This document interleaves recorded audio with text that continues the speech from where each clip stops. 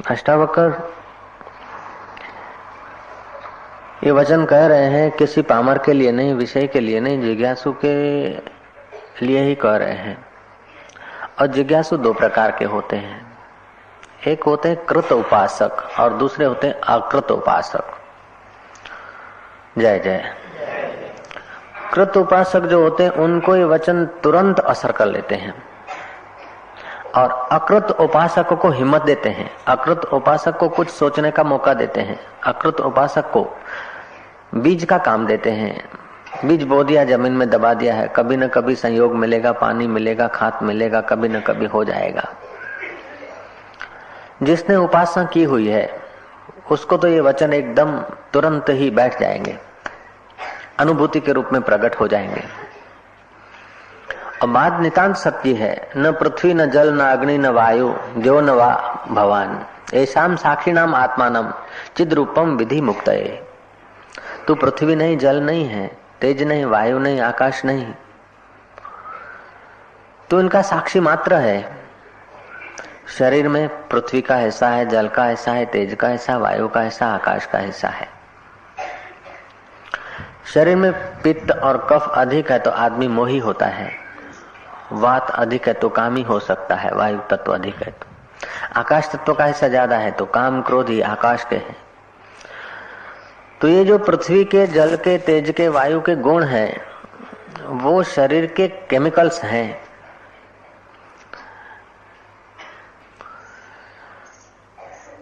आत्मा तो अभी है, वो व्यक्ति तो अभी है, लेकिन शरीर में अमुक अमुक हिस्सा होता है तो अमुक अमुक उसका प्रभाव पड़ता है। तो ये है तो पांच भूतों के, और जब हम अपने को खो देते हैं, उसमें बह जाते हैं, तो जिस समय जिस हिस्से का प्रभाव होता है हम उससे दब जाते हैं।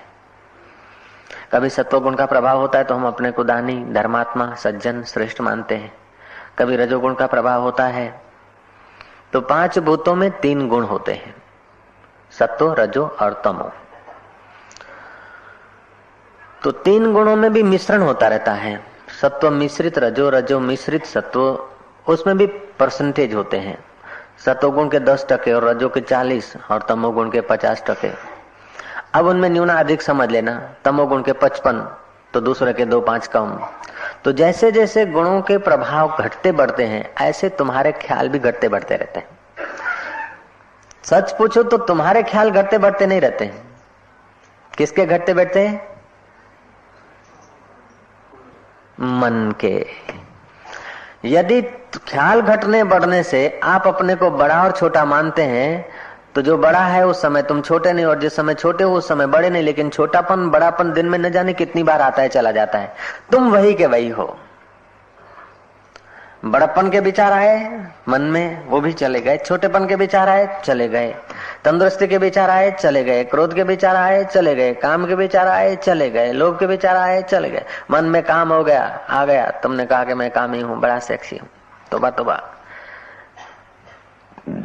वातावरण बदल गया अथवा नीचे उतरे। नीचे आप अधिक समय नहीं रह सकते, काम के केंद्र नीचे है।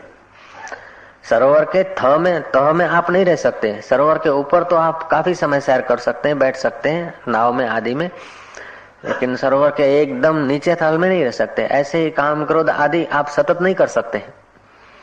सच पूछो तो आप करते भी नहीं है। जय जय। जब अष्टावक्र मुनि का उपदेश समझ में आ जाए, खुद उपासक हो, उपासना की हुई हो, कुछ हृदय शुद्ध हो, विवेक वैराग्य जरा तगड़ा हो जाए, तो आपको लगेगा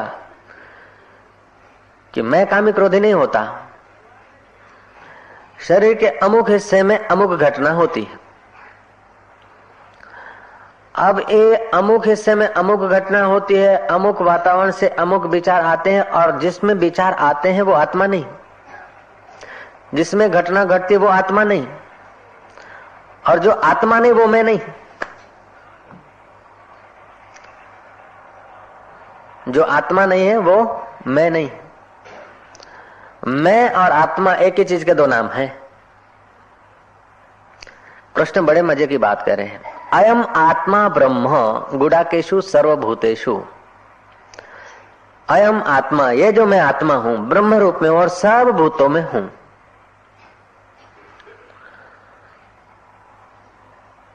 तो आत्मा की सत्ता से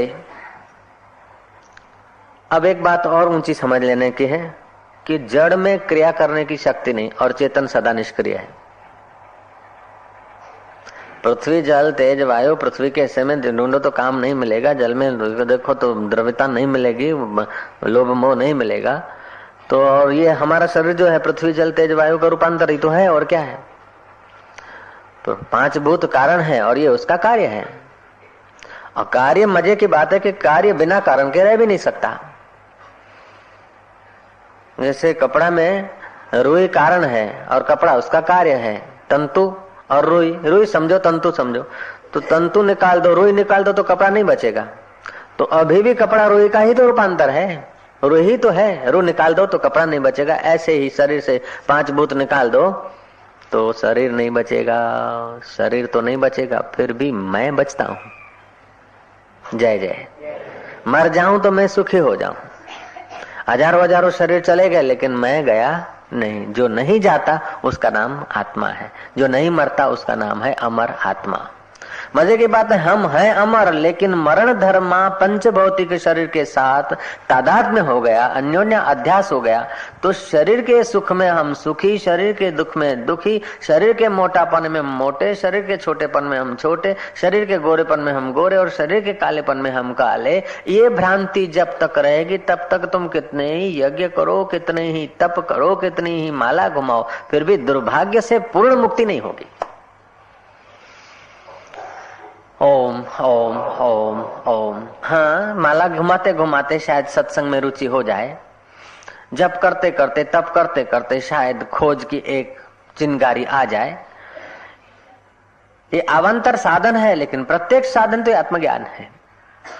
न पृथ्वी न जलम न अग्नि न वायु द्यो न वा भवान, ऐसाम साक्षिणाम आत्मानम चिद रूपम विधि मुक्तये। उस चिद रूप को जानकर तू मुक्त हो जा अजर, हो जा अमर।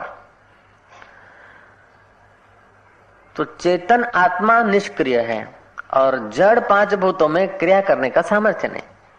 शरीर जड़ है और आत्मा चेतन है। चेतन में क्रिया नहीं और जड़ में सामर्थ्य नहीं, तो फिर कैसे हो रहा है। जैसे मैग्नेट अपनी जगह पर होते हुए भी लोह चुंबक,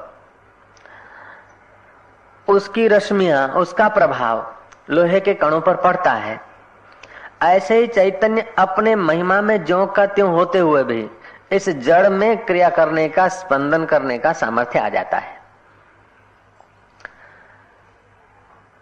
और जड़ उसे बोलते हैं जो घनीभूत चीज हो। घनीभूत का नाम जड़ है और जो सूक्ष्म हो उसका नाम चेतन है, एक ही तत्व। तो तू पृथ्वी जल वायु तेज आकाश नहीं है, तू चिद्रूप है। इसको जानकर सुखी हो जा। व्यवहार में देखा जाए कि तुम्हारा शरीर छोटा था, जवान हुआ, दिन में कितने ही व्यवहार हुए, रात्रि को स्वप्न आया और गया, रात्रि की गहरी नींद आई और गई, लेकिन इन सब को देखने वाला यदि जाता तो उसकी स्मृति कौन करता। तो तुम गए नहीं, शरीर पर से गुजर गए, शरीर के हिस्से बदल गए कितने, लेकिन तुम अबदल हो। तुम अबदल हो ऐसा यदि तुम अपने को मानने लग गए, और मानते मानते फिर जानोगे। जो मानेगा नहीं वो जानेगा कैसे। बच्चा पहले मानता है पृथ्वी गोल है, सूर्य पृथ्वी से 13 लाख गुना बड़ा है, मानता है, जानता नहीं है। लेकिन मानते मानते पढ़ते पढ़ते वो अब जानने को उत्सुक हो जाता है, जान लेता है। ऐसे तुम मानने लग जाओ कि ये मैं नहीं हूं, मैं हाथ नहीं हूं, मैं पैर नहीं हूं। और मजे की बात है कि वेदांत फिलोसॉफी में अहम कभी इदम नहीं होता और इदम कभी अहम नहीं होता है। मैं कभी तू नहीं होता और तू कभी मैं नहीं होता। जिसको तुमने यह कह दिया वो मैं नहीं होता। यह फूल भले प्लास्टिक का है लेकिन यह है, तो मैं नहीं हुआ। यह माइक तो मैं माइक नहीं, ये बाल तो मैं बाल नहीं, ये हाथ तो मैं हाथ नहीं, ये नाक मलंग तो मैं मलंग नहीं। श्री राम। ये कान तो मैं कान नहीं। ऐसे ही ये मन तो मैं मन नहीं, मेरा मन जो तुम्हारा है वो तुम नहीं हो। सीधी सी बात है, एकदम साफ है। लेकिन दुर्भाग्यवश हम लोग इन बातों से दूर चले आए और समझते कि कहीं देव है, कहीं खुदा है, कहीं अल्लाह है, कहीं भगवान है, कहीं ठाकुर जी है, और इतना इतना करो, इतना इतना शोधो, इतना इतना मजूरी करो, तब कहीं वो सुनेगा, तब कहीं आएगा। ओम ओम ओम ओम ओम। जब जब सुनता है तो तुम्हारी अंतर्मुखता से सुनता है, जब जब आता है तो तुम्हारे दिल के द्वारा ही आता है। एक सम्राट बैठा था सिंहासन पर, नर्तकी आई, नाची खूब, तो वाह वाह वाह क्या मजा है। जब वाह वाह कर रहा है, मजा आ रहा है, तभी भी दिया प्रकाशित है, और वो तबल जी साज नहीं देते और नर्तकी का चेहरा 12:30 बजा देता है और उसको मजा नहीं आता, तभी भी दिया प्रकाशित। नर्तकी नाचती है तभी भी वो दिया ज्यों का त्यों है। राजा प्रसन्न होता है तभी दिया ज्यों का त्यों है। सभासद तालियां बजाते तभी दिया ज्यों का त्यों। नर्तकी को इनाम मिलता है तभी भी दिया ज्यों का त्यों, और नर्तकी अच्छा नहीं नाचते उसको ताड़न मिलता है तभी भी दिया ज्यों का त्यों। सभा के लोग चले जाते तभी भी दिया ज्यों का त्यों। नर्तकी क्या है कि बुद्धि है, सभा के लोग जो है इंद्रियां है, राजा जो है कि मनोराम अहंकार है। ये जब खुश होता है तभी भी तुम दिए की नहीं साक्षी, इसके सुखी खुशी के साक्षी हो। ये तुम्हारी बुद्धि नाचती है, तक धिन धिन धिन धिन धिन धा धिम धिम धिम तक तक तक तक धिन धा करती है, उस समय भी तुम देखते हो, और तुम्हारी बुद्धि उल्टा करती है तभी भी तुम देखते हो। तुम सब के प्रकाशक एक असंग ज्योत प्रकाश स्वरूप। बुल्ला शाह ने इसी बात को कहा कि चांदना कुल जहान का तू, तेरी आंखों का, तेरी बुद्धि का, तेरे मन का, तेरे अहंकार का। अहंकार कभी तो धन का, धन को मेरा मानकर गर्व लेता है, कभी तो मित्रों को मेरा मानकर गर्व लेता है, कभी तो विद्या को मेरा मानकर गर्व लेता है, कभी मकान को मेरा मानकर गर्व लेता है, कभी बैंक के पैसे को मेरा मानकर गर्व लेता है। तो ये अहंकार रूपी राजा कभी मुझ को ताव चढ़ाता है, कभी मुझे नीची करता है। उस सब को तुम देख रहे हो कि नहीं देख रहे हो? ईमानदारी से तो कहो जरा। हाँ, तुम्हारा अहंकार धन का गर्व करता है तभी भी आपको लगता है कि पैसे तो बैंक में है, जेवर तो तिजोरी में पड़े हैं, जेवर मेरे में जेवर वाली છે ને એને બાબુજી મને તો રોજ એક વીંટી બદલાવું તે દરેક ગ્રહની એક વીંટી બનાવી આપી છે મારા પતિએ છે। બહુ સારું છે, પણ પેલા કોક વખતે લડે ને એટલે પછી મને શું આવે છે, अरे पेलू छे, आम छे, तेम छे, ये सब तुम्हारे धारणा है। वींटी को तो खबर नहीं कि मैं पहले क्यों हूं, घड़ियाल को तो खबर नहीं कि मैं पहले क्यों हूं ना, वींटी को भी पता नहीं कि मैं इसकी हूं, घड़ियाल को भी पता नहीं इसकी, लेकिन तुम्हारा अहंकार गर्व करके वींटी हमारी, गहने हमारे, कपड़े हमारे, कपड़ों की याद आती तो जरा अकड़ आ जाती है, गरीबी की याद आती तो सुकड़ आ जाती, तो सुकड़ और अकड़ जिसको आती है वो अहंकार है। और सुकड़ और अकड़ को दोनों को तुम जानते हो कि नहीं जानते हो? सच बताना जरा खुदा की। अष्टावक्र यही कह रहे हैं, तुम्हारे घर की बात कह रहे हैं। बुद्ध पैदा हुए, 7 कदम चले, उसके बाद उन्होंने सनातन सत्य कहे, लेकिन अष्टावक्र एक भी कदम नहीं चले, माता के गर्भ में ही घोषणा कर दी, मैं शुद्ध हूं, मैं बुद्ध हूं, मैं अजन्मा हूं, मैं निर्विकार हूं, मैं चैतन्य हूं। मदालसा के पुत्रों को मदालसा ने पैपान कराते घोषणा करा दी, और हम 40-40 साल के आखले हो गए, 30-30 साल के हो गए, 50-50 साल के हो गए, और अपने को आत्मा मानने में डरते हैं। ब्राह्मण मानते हैं, क्षत्रिय मानते हैं, अष्टावक्र इसको सबको उड़ा देंगे। अभी तू ब्राह्मण नहीं है, तू क्षत्रिय नहीं है, तू हिंदू नहीं, तू मुसलमान नहीं, तू देही नहीं है, तो ब्राह्मण कहां से हुआ? चिदानंद रूपम शिवोहम शिवोहम, शंकराचार्य ने जो श्लोक रचे हैं बड़े मजे के हैं भाई।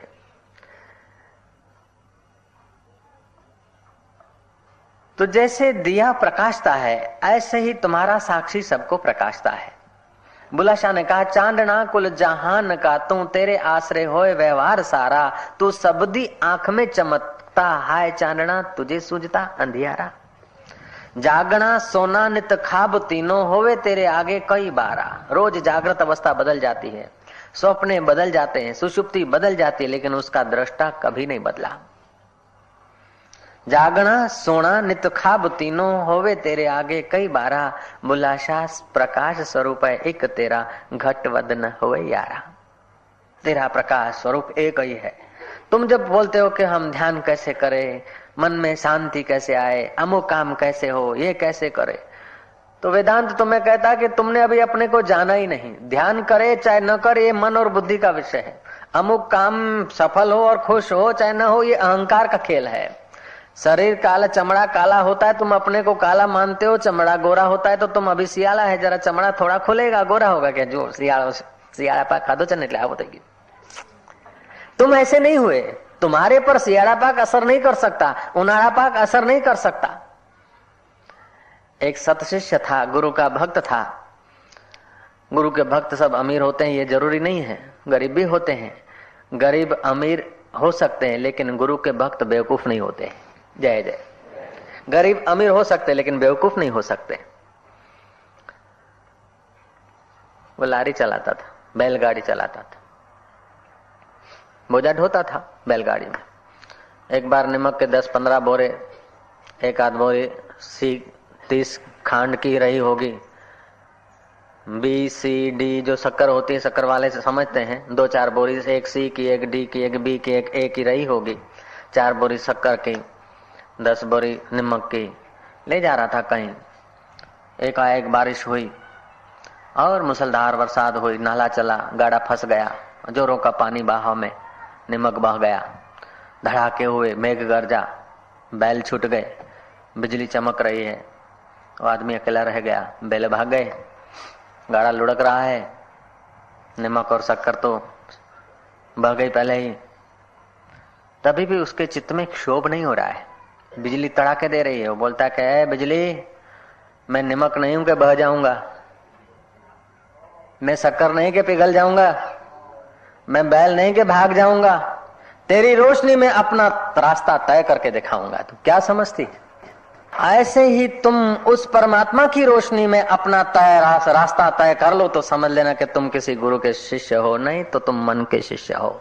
गुरु के शिष्य हो जाना कोई कठिन बात नहीं है, लेकिन ऊपर ऊपर से गुरु के शिष्य और भीतर से मन के शिष्य हो जाते हैं।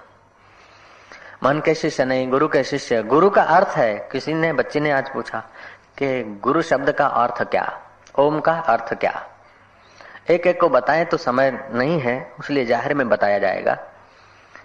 ओम माना क्या? अकार, उकार, मकार और अर्धमात्रा। अकार स्थूल जगत का संकेत है, उकार सूक्ष्म जगत का संकेत है और मकार कारण जगत का अथवा विश्व तेजस प्राज्ञ।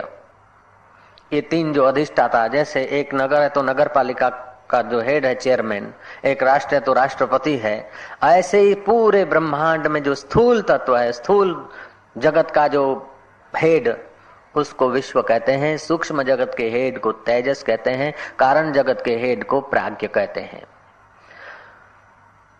अकार, उकार, मकार, विश्व, तेजस और प्राज्ञ। ये ओम में 3 मात्राएं तो आ जाती है, अकार, उकार और मकार। इन तीनों के ऊपर है अर्ध मात्रा, उसको बोलते तुर्या। ओम माना स्थूल, सूक्ष्म और कारण, इन सत्ता तीनों को प्रकाशने वाला, तीनों के ऊपरी, तीनों का सत्ता स्फूर्ति चेतना देने वाला जो पर ब्रह्म परमात्मा है, उसका नाम ओम है और वो मैं हूं। जय जय। तुम्हारे स्थूल जगत का, तुम्हारी जागृत अवस्था का, तुम्हारे स्वप्न अवस्था का, तुम्हारी सुषुप्ति अवस्था का प्रकाशक कोई हवा बउवा कौवा नहीं है, तुम ही तो हो ना।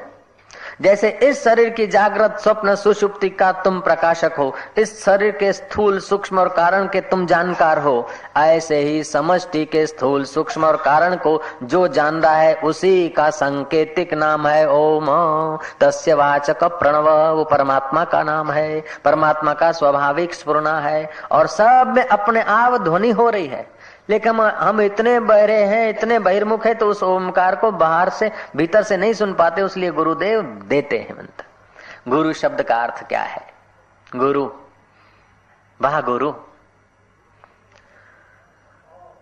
गुरु गीता में लिखा है कि और अक्षर सब एक आनी है, गुरु शब्द जो है 16 आनी मंत्र है। गुरु माना बड़ा, गुरु शिखर, बड़ा शिखर। जो बड़ा शिखर है, जो गुरु है, गुरु का मतलब जो हिले नहीं, जो अपना स्टैंड छोड़े नहीं। एक अर्थ उसका ये है, गुरु माना हजार हजार आंधियां आए, हजार हजार हर्ष हो, हजार हजार शोक हो, पृथ्वी जल तेज वायु आकाश के शरीर में हजार हजार उपद्रव आए और जाए, फिर भी जो उनसे प्रभावित न हो, उसका नाम है गुरु। एक अर्थ ये है। दूसरा अर्थ है गु माना अंधकार और रू माना प्रकाश। अंधकार को छोड़कर प्रकाश के तरफ जो ले जाते हैं, उन महापुरुषों को भी हम गुरु कहते हैं। कबीर ने कहा, सतगुरु मेरा सुरमा करे शब्द की चोट, मारे गोला प्रेम का हरे भरम की कोट।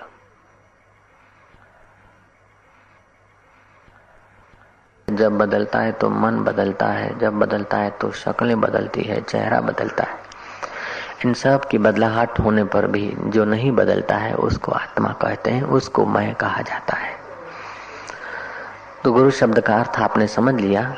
जो अचल है अपने स्वरूप में, जो हमें संसार के समुद्र से निकालकर परमात्मा से मिला दे, जिनका एक हाथ परमात्मा में और दूसरा हाथ हमारी परिस्थितियों में है, उन पुरुषों का नाम गुरु है।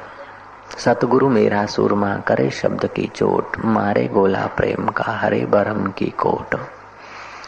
गुरु गोविंद दोनों खड़े किसको लागू पाए, बलिहारी गुरुदेव की जो गोविंद दियो दिखाए।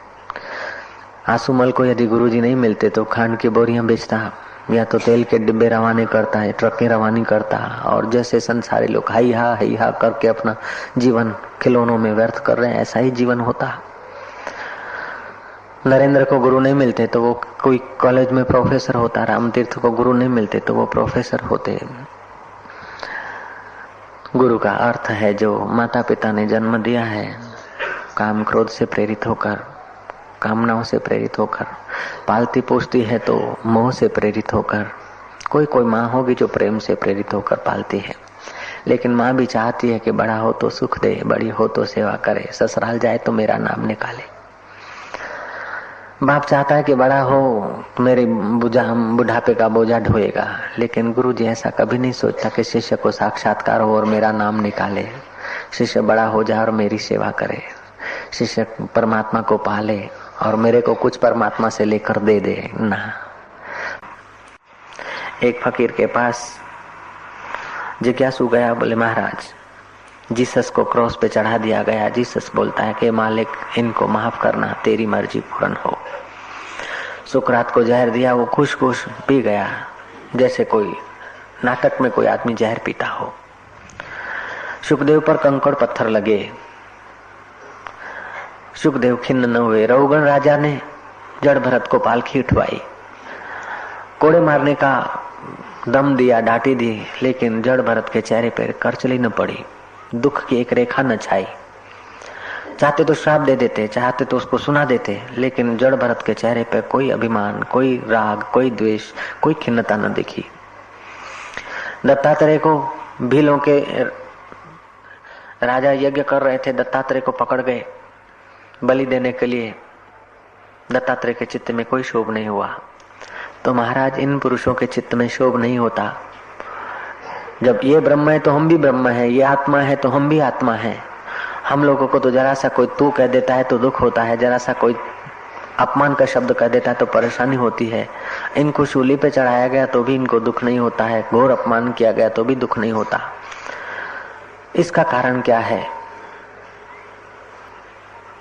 फरीद ने नारियल दिया, कहा कि जा इसको तोड़ के आ, लेकिन याद रखना कि इसका जो गिरी है वो न टूटे, इसको खोल कर आ, गिरी साबित रहे पूरे का पूरा। उसने बोला ये मुश्किल है। गया जो काचली और गिरी दोनों जुड़ी हुई थी, हरा नारियल था,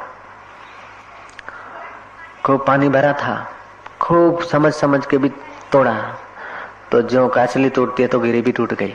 गिरी और काचली एकदम जुड़ी है, कितना भी संभालो तो भी टूट जाती है, क्योंकि उसका आपस में इतना मेल है कि जानो बस दोनों एक हो गई है। वरना तो गिरी अलग है, काचली अलग है, काचली अलग है और उसका खोखा ऊपर का अलग है। फरीद ने दूसरा नारियल दिया। बोले अच्छा जा इसको तोड़ के आ। उसने हिलाया तो देखा कि हाँ ये तो अलग हो सकती है गिरी, एकदम अलग हो सकती है, इसको कोई चोट नहीं लगेगी। बोले बाबा इसको तोड़ने की भी जरूरत नहीं, जो देह से एकदम अपने को अलग मानते हैं उसको मौत की कोई चोट नहीं लगती, और जो अपने को देह मानते हैं संभल संभल के जीते हैं तो भी दिन में और रात में, सुबह और शाम में, जीवन में और मौत में चोटें ही चोटें लगती है। देह अध्यासी जितना जितना जितना देह अध्यास प्रगाढ़ है उतनी उतनी चोटें ज्यादा लगती है। देखो बच्चा है, उसको देह अध्यास अभी विकसित नहीं हुआ।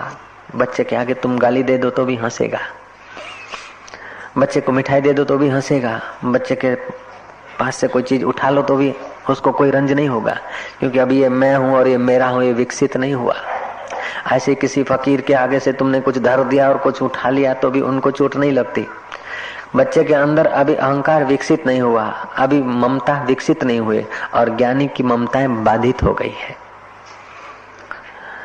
फरीद ने कहा कि तुम तो ऐसे नारियल हो कि अभी करचली बंधी नहीं, मलाई लगी नहीं, अब तुम तो हरे नारियल जैसे हो। तुम्हारे अंदर इतना तादाद में है देह का कि बस देह के बाल पकते तो बोलते मेरे सफेद बाल हो गए, चमड़ा काला होता है तो मैं काला हो गया, जरा सा भूख लगती है प्राणों को तो मेरे को भूख लग गई, मैं मर गया, प्राणों को प्यास लगती तो मेरे को प्यास लगी मान रहे हो। तुम इतने कच्चे नारियल हो कि कितना भी संभाल संभाल के तोड़ा जाए तो भी तुम्हारी करचली अलग नहीं होती। जीसस, बुद्ध, जनक, अष्टावकर, सुखदेव जी महाराज, जड़ भरत ऐसे पक्के हैं कि बस ममता रूपी पानी सूख गया है, करचली अलग, गिरी अलग। ममता का पानी सूख जाए, और ममता का पानी अज्ञान से बढ़ता है और ज्ञान से सूखता है। ज्ञान की अग्नि से वो पानी सूख जाता है। जैसे नारियल धूप में रखो तो जल्दी सूख जाते हैं, ऐसे ही विवेक की अग्नि में रखो अपने को तो तुम शरीर से पृथक हो जाओगे। तुम अपने कभी कभी ट्राई करो, जब चल रहे हो छाया देखो, देखो कि जैसे छाया तुम्हारे से अलग है। छाया जिसकी है वो और छाया एक नहीं, ऐसे ही ये शरीर भी मेरी छाया है, और ऐसी छाया तो मेरी कितनी कितनी हुई। छाया भले पर्वत की हो तो भी तुच्छ है, छाया भले सुंदर हो, गगन आकाश मार्ग में पहुंचती हो, फिर भी छाया तो छाया है। ऐसे ही देह और देह की सत्ताएं कितनी भी बड़ी लंबी चौड़ी हो लेकिन शुद्ध है। और मजे की बात है कि जितनी जितनी देह और देह की सुंदरता बढ़ती है, सत्ताएं बढ़ती है, और आत्मज्ञान से आदमी विमुख है, उतना उतना वो आदमी अभागा रहता है। प्रसिद्ध कथा है कि एक फकीर ले गया भिक्षा पात्र। लोग बोलते हैं कि सिकंदर के पास ले गया था, कोई बोलते किसी के पास, कहानियां हैं, घड़ी हुई कहानियां होगी। भिक्षा पात्र ले गया, राजा दानी था, सुबह सुबह दान करने में कोई भी दान लेने आए तो उसको उसके बर्तन को भर देते थे। दान का फल होता है, पुण्य कर्म करने से अंतःकरण शुद्ध होता है, शुद्ध अंतःकरण होता है तो फकीरों के भी दर्शन हो जाते। एक सच्चा फकीर पहुंच गया, बोला भिक्षा मांगने को आया हूं तेरे पास, मैंने सुना है तू भिक्षा पात्र भर देता है, मेरे इस भिक्षा पात्र को भर दे, जिससे चाहे तो भर दे। सम्राट को गर्व था कि अन्न से क्या भरना, अशर्फियों से भरो। अशर्फियां डालता गया भरने को, फिर उसने कुछ जोर मारा लेकिन अशर्फियां खलास हो रही है, भरा नहीं जा रहा। आखिर वो तंग हो गया, सम्राट पूछा कि महाराज ये क्या है, ये भिक्षा पात्र है क्या, आखिर ये क्या है जादू। बोले तेरे जैसे कि किसी की खोपड़ी है, तेरे जैसे कि किसी की खोपड़ी है और कुछ नहीं, देख खोपड़ी तो है। इस मनुष्य की खोपड़ी में कितना भी दो, कितना भी रखो, कितना भी मकान दुकान धान मिल जाए, फिर भी अजी जो ये अन्या खपे खपे खपे खपे खपे में खप जाता है मुआ। ओम, ये तेरे जैसे की खोपड़ी है। सम्राट के चित्त में साधु के वचन ठहर गए, उसको वैराग्य आया। बोला महाराज फिर इस खोपड़ी को भरे कैसे।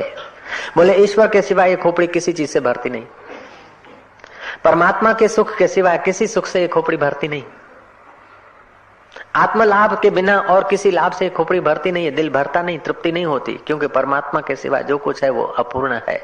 एक परमात्मा ही है जो पूर्ण है, पूर्ण मदः पूर्णमिदं, वही पूर्ण है। उसी का राज तुझे समझ में आ जाए, उसी के गीत तेरे हृदय से गूंजने लग जाए तो ये खोपड़ी भर सकती है, वरना नहीं।